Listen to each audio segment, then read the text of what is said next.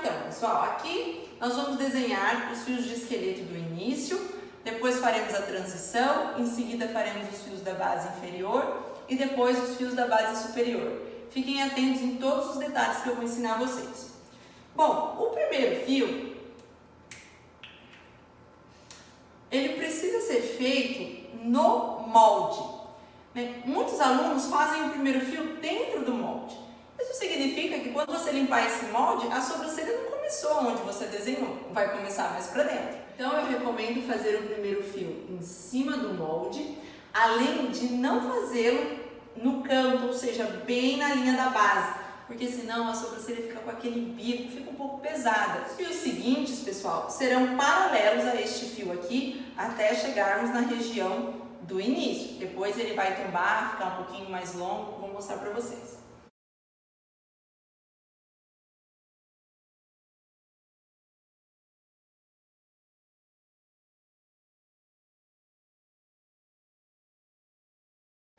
Bom, vamos parar por aqui para que vocês possam entender. O que é importante e vocês devem fazer o mesmo na cliente, nos exercícios de vocês.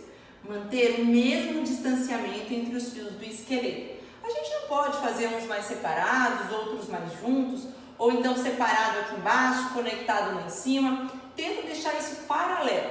Mas deixar paralelo não significa deixá-los retos.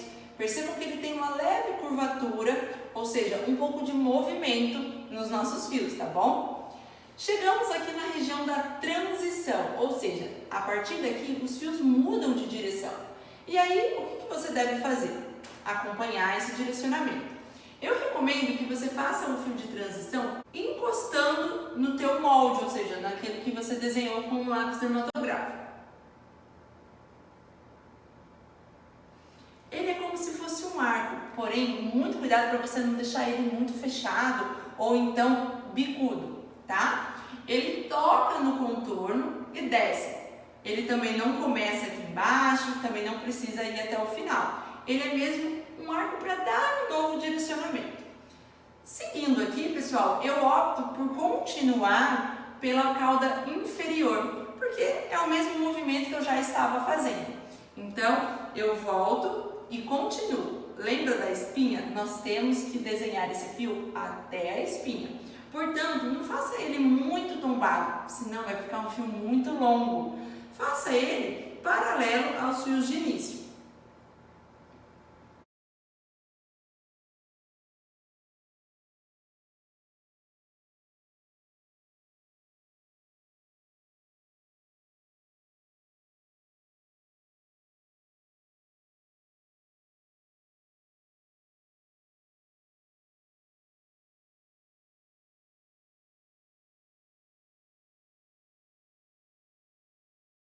Agora, prestem atenção, o último fio precisa também ser desenhado no molde, para garantir que ele tenha o comprimento que a gente demarcou. Bom, fizemos todos os fios do início, da transição e da cauda inferior. Agora, precisamos fazer os fios da base superior. Fiquem atentos para não direcioná-los para baixo. Eu sempre faço uma comparação da seguinte forma. Imagine que esse fio precisa ser esticado e precisa encostar no ponto final. Ou seja, se você fizer ele para baixo, ele vai dar nos olhos da sua cliente. Você só estará fazendo o direcionamento correto se ele não cruzar com os fios de baixo. Então, para a gente fazê-lo aqui, ó, nós vamos deslizar um pouco no contorno. São fios mais curtos, tá? Ó. Direcionando-os para a ponta da cauda, nunca para baixo, para não ficar aquele efeito cascata.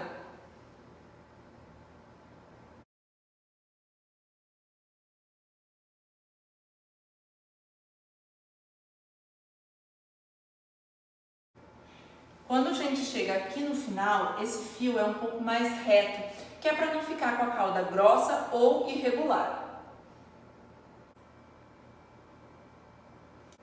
Reparem que eu não conectei o fio de cima com o de baixo.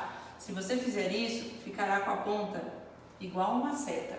Evite ao máximo. Você deve estar se perguntando, mas e essa região aqui do meio?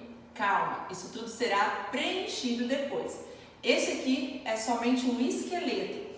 Lembrando que todos os detalhes ensinados aqui devem ser seguidos, porque se o seu esqueleto não estiver correto, consequentemente você não conseguirá fazer o preenchimento.